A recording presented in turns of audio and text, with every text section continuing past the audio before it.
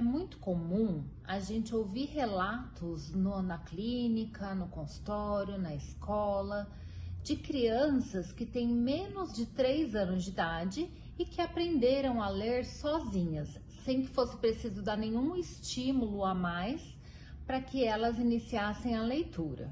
A esse fenômeno nós damos o nome de hiperlexia. Então, a gente pode perceber algumas características da hiperlexia em crianças a partir dos 18 meses de idade. Como é que a gente percebe isso? São crianças que muitas vezes preferem qualquer tipo de objeto que contenham letras e números em detrimento de outros brinquedos que são mais apropriados para a idade delas.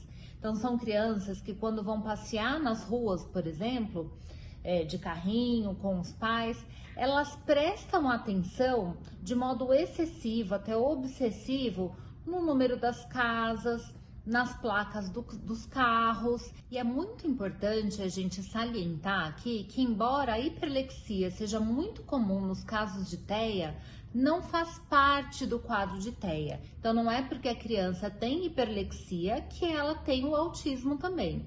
E o contrário é a mesma coisa, não é toda criança autista que apresenta um quadro de hiperlexia. Esses quadros também são encontrados em crianças que muitas vezes acompanham com essas crianças essa precocidade na leitura e, ao mesmo tempo, um atraso em outras áreas do desenvolvimento. Então, por exemplo, atraso na socialização, atraso no brincar funcional.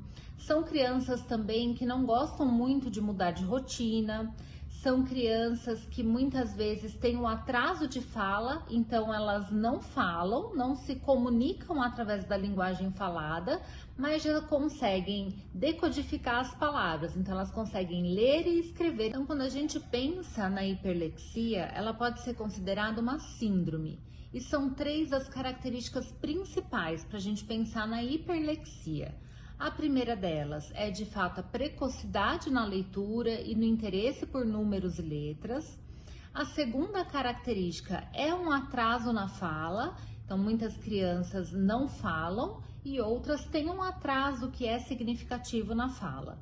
E a terceira característica importante é a sociabilidade. Então, são crianças que não têm muito interesse em interagir com outras crianças. Elas preferem, assim como preferem as letras e números a alguns brinquedos, elas também preferem letras e números em relação a brincar com outras crianças. Aí, então, diante dessas crianças hiperléxicas, a gente tem uma dúvida que é muito comum entre pais e professores. Será que a gente deve estimular ainda mais a leitura? Será que a gente deve oferecer mais livros, mais objetos com letras e números para essas crianças? Na minha opinião, a gente tem que pensar o seguinte: essas crianças já têm essa facilidade inata para a leitura. E elas naturalmente já leem, já se interessam por isso, até de forma muitas vezes excessiva. E, ao mesmo tempo, elas apresentam atrasos em outros aspectos muito importantes do desenvolvimento, como a gente já falou, que faz parte da característica, que é a fala e a socialização. Então, eu entendo que a gente não precisa estimular ainda mais a leitura, mas que a gente tem que se preocupar, sim, em estimular na criança a fala e principalmente o brincar funcional e a socialização dessas crianças. A gente precisa estimular aquilo que está em atraso quando a gente pensa nos marcos do desenvolvimento. Então, a hiperlexia, quando a gente pensa num tratamento, não tem nenhuma intervenção específica para essas crianças. A gente precisa, sim, dar conta das limitações da criança, dar conta daquilo que ela tem em atraso, mas é extremamente importante que a gente procure profissionais especializados, como o neuropediatra, neuropsicólogo, o psicólogo, a psicopedagoga, para que a gente possa pensar se existe outros diagnósticos que acontecem ao mesmo tempo da hiperlexia. Como a gente falou, a hiperlexia ela é muito comum em casos de autismo. Então, a gente precisa procurar esses profissionais para pensar em fazer um diagnóstico diferencial ou um diagnóstico concomitante de qualquer outra síndrome.